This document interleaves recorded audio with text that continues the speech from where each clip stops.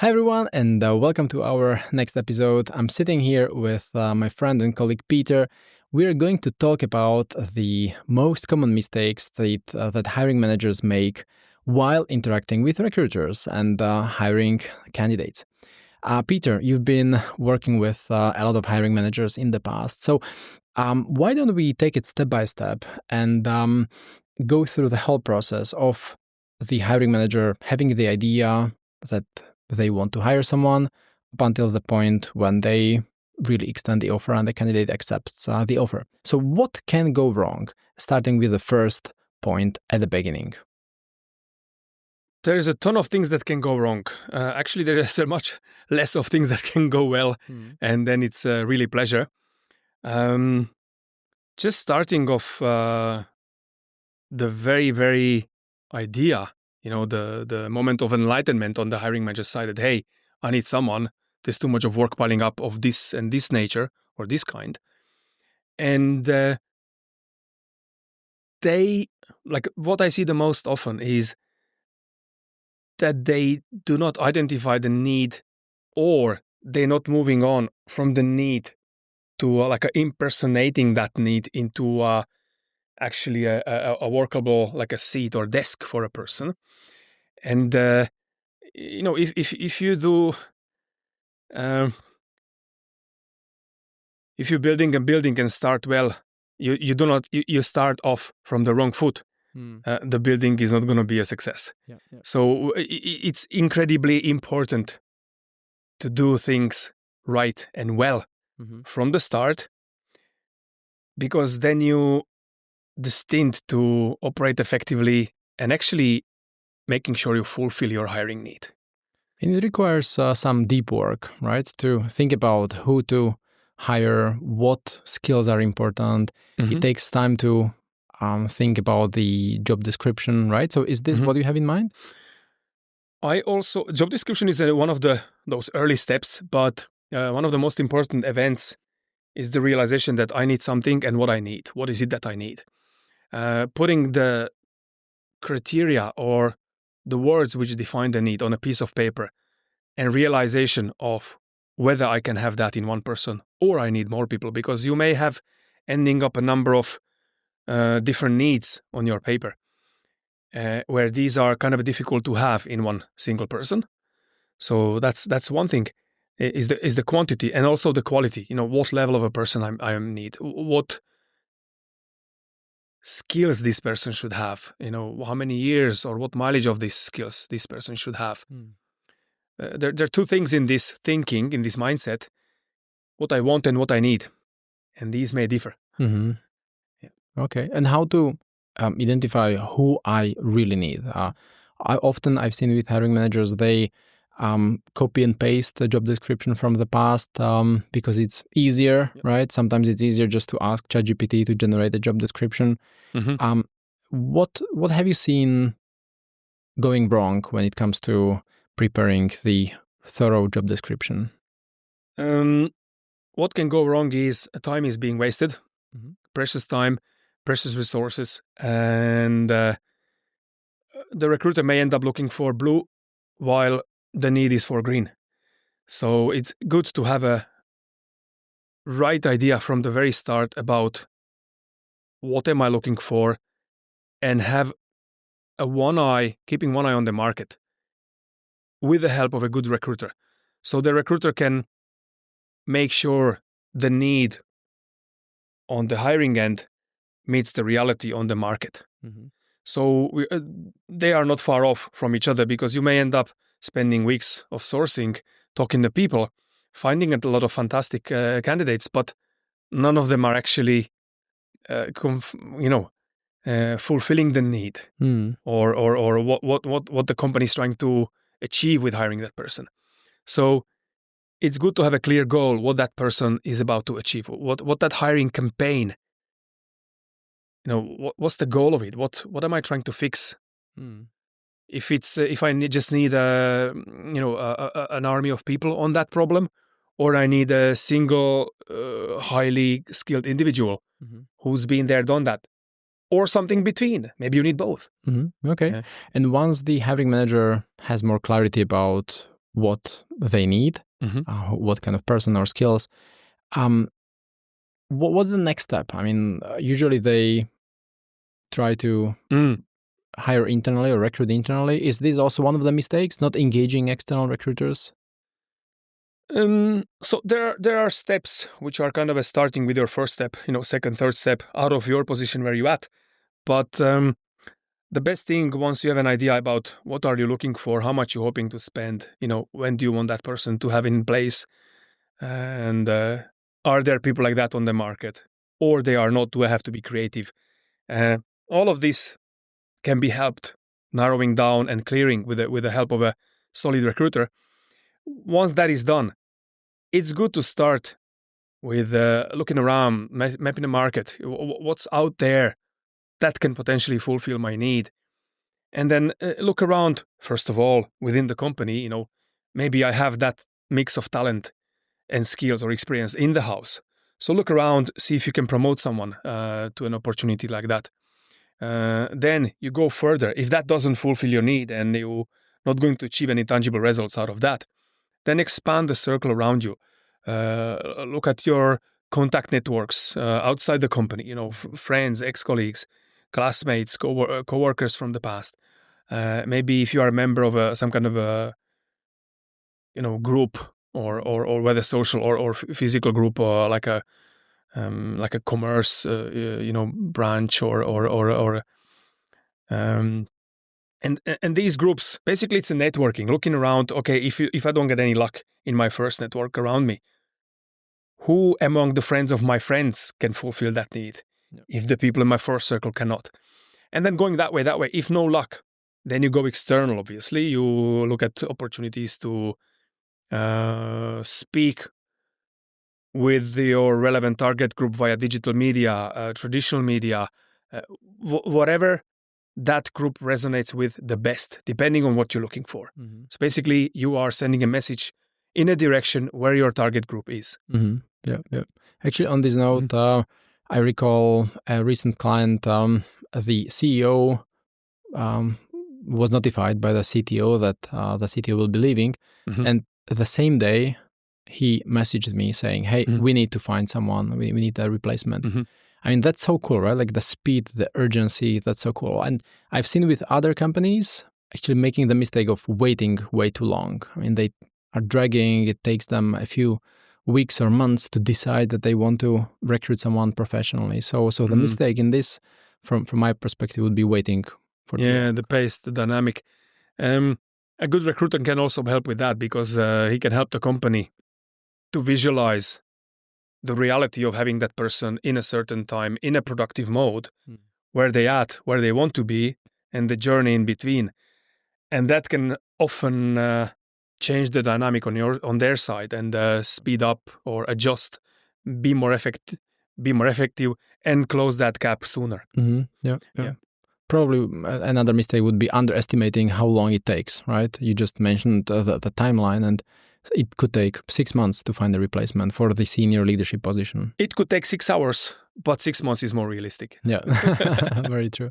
Okay, so what's the next step? Once a hiring manager decides to work with a recruiter, could be internal or external recruiter, what are some of the mistakes that you have seen happening? Oh, I've seen a lot, and I'm probably about to see more. What repeats quite often is having a clear idea or a main goal and the sufficient budget, depending on how big of the goal that is. And then also the unreality of the idea can also come from the fact that they want to cover a too wide of an area of things or duties to do. So if you would put those duties on a list, the list would be probably too long for and somewhat unrealistic for a single person to fulfill all those duties and needs on that list. So that is probably good to slow down, look at it again, and then and realize, and okay, I may need to cover all of these duties or skills. I may need 1, 2, maybe even 3 people, and maybe more of the same sometimes. So they realize, okay, I have a lot of that, so I will put it away, hire 2 people on that, And from the remaining list of duties, I might be able to create something realistic, which is on the market. Yeah. So, Well, and sometimes recruiters tell me that they actually cannot get hold of the hiring manager. They cannot get him or her to spend time with the recruiter to actually unfold all of these requirements, and that sucks as well, right? This happens often with hiring managers which are early in their hiring stage of their career, and they don't fully realize the weight of various steps and importance and timeframes and efforts needed with each of these steps on that recruitment journey. More experienced people who hired a little bit in the past, they realize, and they are a bit more cooperative, but the reaction times are also sometimes very crucial because, 1-2 days later, and you suddenly have your highest matching candidate out of the market because you just have been sitting too long on it. So I strongly advise, to be fast, because somebody will be fast. If not you, somebody else. Yeah. And regarding speed, what are some other mistakes in the process regarding the speed of, interviewing candidates or speed of engaging the recruiter? What are some of the other mistakes that you have seen? What I also seen quite a lot is a realistic view of the job market dynamics. So what the current situation is in connection to a particular skill set or particular corner of the market, which might be booming, or on the other hand, kind of a leveling out or slowly degrading maybe, or losing its pace. In a situation when the market dynamic is high, demand is high, people don't realize how much it will cost you to attract a certain level of a talent, how long it takes for those people to spend on the market. Some of these skill sets are in extreme demand and they are moving in days. As soon as the person reaches out to 5-6 companies, they have 5-6 interviews next week. So and by the hiring manager realizes these people have 2-3 offers on the table while they are with us only in an early stage. So we need to offer really, really a lot to keep these candidates engaged, because they have already 2-3 offers, nice ones, sitting on their table. So these realization of the candidate behavior, which comes from the situation of the specific market where they operate in, that can put a completely different light on your search. Yeah. Have you also encountered any overly complex interview process that took forever and candidates were dropping off? Unfortunately, this is a pretty common scenario, and more often than not, I see this. It's actually refreshing to see a very compact selection process, which is focusing on the very important things and not delaying itself for the sake of it. This can, on top of the length of the duration of the process, it can also impact the perception of the candidate of your company. If the interview process, okay, fair play, with some roles, some technologies, some high-end roles, the process may take sometimes longer. You want more people to see the candidate, or you want to accumulate enough signals to come to a decision position. But the process needs to have a certain dynamic. So the candidates needs to feel the pace, needs to feel the relevance, and it shouldn't take too long for the sake of it, or too many events. And if you want to meet more, if you have more people participating, do panel interviews. Make it a one session, 90 minutes, or 1 hour, 90 minutes. Have 3-4 people sitting there. They see how the candidate responds to the other people's or the interviewers' questions, and vice versa. The interviewers can see how the candidate responds to my questions. So they can accumulate in a very short time quite a good number of signals, instead of having 4 separate sessions individually, like one-on-ones. Use assessments or tests that can help a lot, and skip a number of sessions and make the process more compact. Having the decision maker in the process early can help a lot, massively, because the candidate can feel the urgency and the level of the need on the company's side. They have the opportunity to exchange information about each other, feel the chemistry of each other, and see if it leads somewhere, and then root out if it doesn't. so you don't waste time on things that cannot materialize. And when you say too many interviews, what do you have in mind? For some companies, too many could be 12 interview rounds. For other companies, it could be 4 already. So, so what would you say is the golden standard? It's all about the bidirectional exchange between the hiring manager or the company and the candidate or the individual that's been hired. And if they can achieve the amount of information exchanged in 2, 3, 4 man hours, so be it. Sometimes you need 10, 12 hours to accumulate sufficient information and massive data to make a decision on both sides, because candidate wants to decide whether they want to join you. You want to decide whether you want that candidate. So it all depends, but I would say, less than a handful of interviews should be enough in more than 90% of cases. Yeah. And, make the interviews 90 minutes or 2 hours if necessary, if there is a good vibe and you have the time, and accumulate those sufficient number of signals during that one stage, instead of making it like a, because at some stage the hiring manager the candidate at some stage will just, they want to interview me 9, 10 times, and these are the ones just want to interview me in 4 times. Mm-hmm.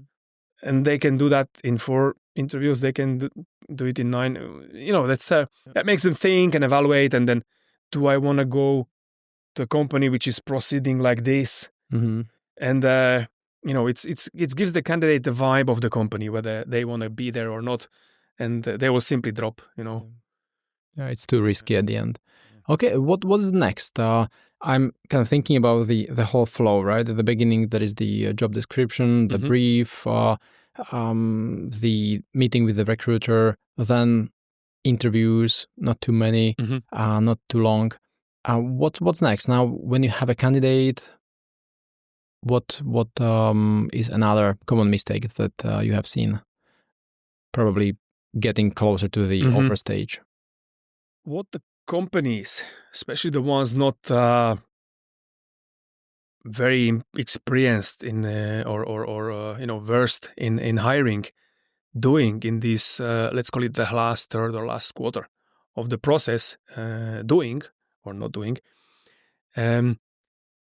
is the level of engagement of the candidate. Make sure they know, and again, a good recruiter can help with that, is the level of engagement or level of commitment on the candidate side.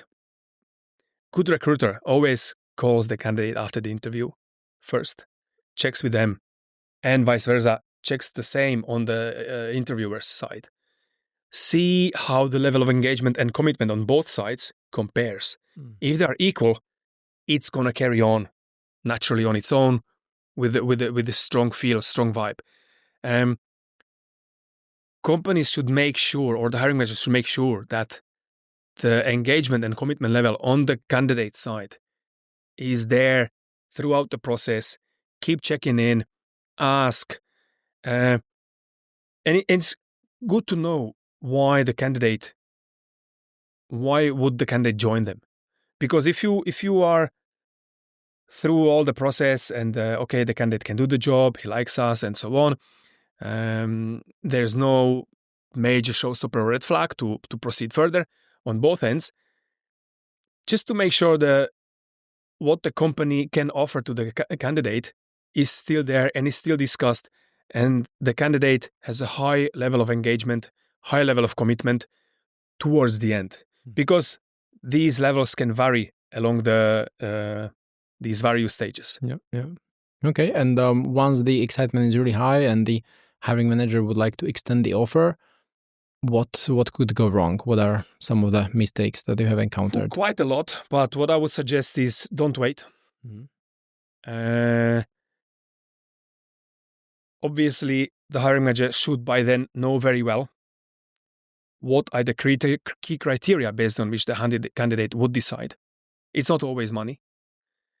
Have those things highlighted as a main parts of the offer, because we are not only selling the salary or package, we're selling quite a few of other things. But again, a good recruiter has already a good idea about what the candidate wants, why the candidate is leaving the current place, on the other hand, what the candidate expects from their next job. And, keep it highlighted, stress it, and make sure the ground for the career move is solid, even more solid than at the start. Yep. It's rock solid, concrete, and the best option that the candidate has. Again, a good selling skills on the candidate side in coordination with what the hiring manager is saying, because those should be in sync. They are equally participating on the hiring process, and the result of the hiring process lies on both people's shoulders, both the hiring manager and the recruiter. Yeah. So sometimes hiring managers underestimate. They think just, you're the recruiter, you do that. No, hiring managers has an equal participation level and impact on the result of hiring or not hiring. Yeah.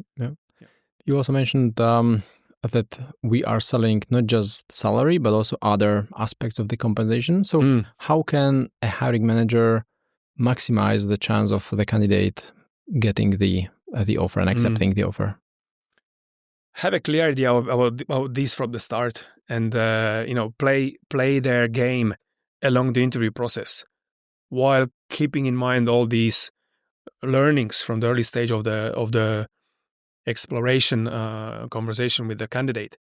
Why the candidate is leaving the current place. On the other hand, what he or she expects from the new career, new job. What are the key top 3, top 5 things? Quite often the people won't even move. The money is not even on the 4th, 5th place because they have a good money now. They just want something else.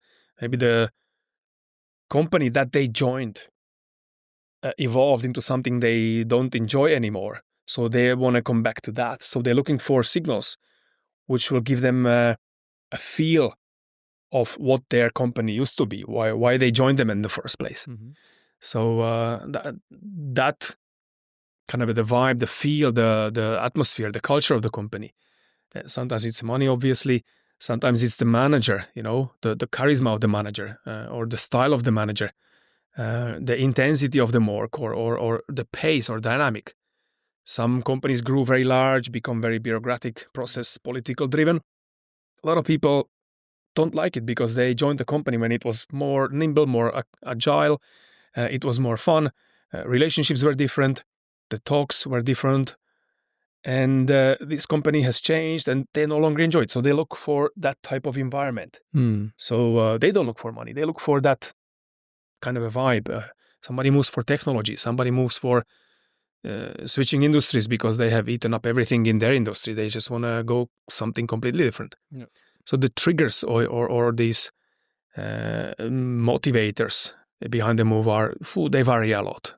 Yeah. Well, now when I'm just listening to you, I'm thinking, because this process is so complicated for someone who is probably hiring one person per quarter or maybe per year. I mean, just to tick all of these boxes, that's just a lot of work for the hiring manager. Took a lot of trial and error and learning the hard way to know, maybe not all, but a ton of ways how things can go wrong. And you have just seen, we discussed, we didn't discuss everything, but we have seen so many ways and crossroads where things can go wrong if you're not doing it right. And the hiring manager not having the mass of experience of hiring and being aware of all these places or milestones along the journey, things can go the wrong way. They're just asking for trouble. The likelihood of them successfully hiring, they need a lot of luck. True. Well, then, it probably pays off to hire a professional recruiters to help with this, right? There's nothing more expensive than a bad hire. There's no recruiter so expensive that it will overshadow a wrong hire. Very true. So the probably last mistake to add would be to underestimate this process, right? I have seen it so many times and so many colors of wrong that, there are companies out there who hired a lot or they hire repetitively the same thing, so they have a good understanding of what they're after and how to do or not to do things. On the other hand, I've seen so much time, resources, and money wasted. It's just unbelievable. Wow. Yeah. So it's good to know what you want and have people along the way who knows how it's done, how it's not, and they can apply pressure or focus on those areas, specific areas, which are really, really crucial, and they have a major impact on the success ratio of the process. Yeah. Okay, cool. Well, is there any other mistake that is on top of your mind, something that we haven't covered yet and hiring managers should be aware of?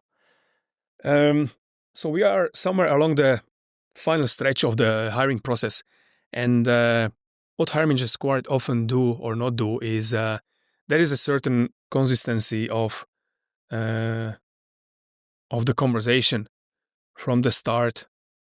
There's two things I'm aiming at with this: from the start till the end of the process, and that should be the consistency of the picture of your company, the picture of your team, the picture of yourself as the hiring manager.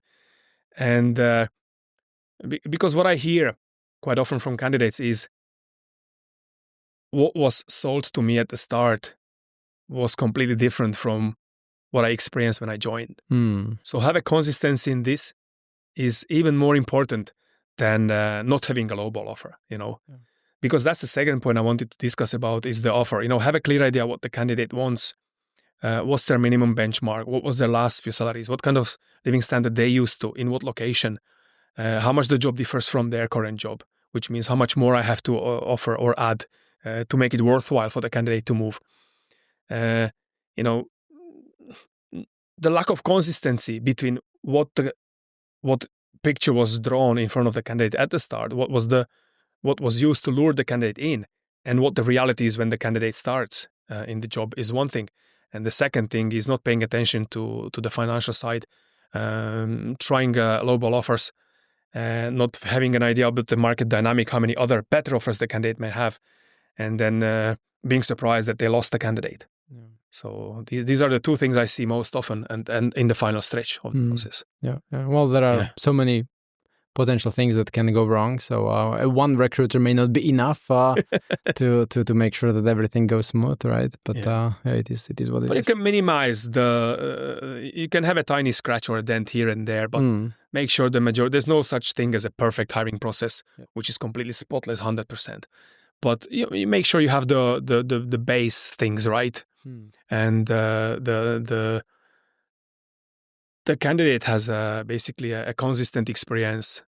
What it's sold is in line with what the reality of the job is. The money is right. The imperfect job, which is sold honestly and realistically to the candidate, is having a better impression on the candidate than a fantastic dream job, top money, incredible company, and then they join and they realize, okay, this is not working, this is wrong, process, politics, incredibly bad, relationships in a company. Is this a dream job? Yeah, and then you are starting the search again. And then you're back to zero. Yeah. Well, it looks like we covered a lot of mistakes. Hopefully people who are watching this are not getting too frustrated and depressed.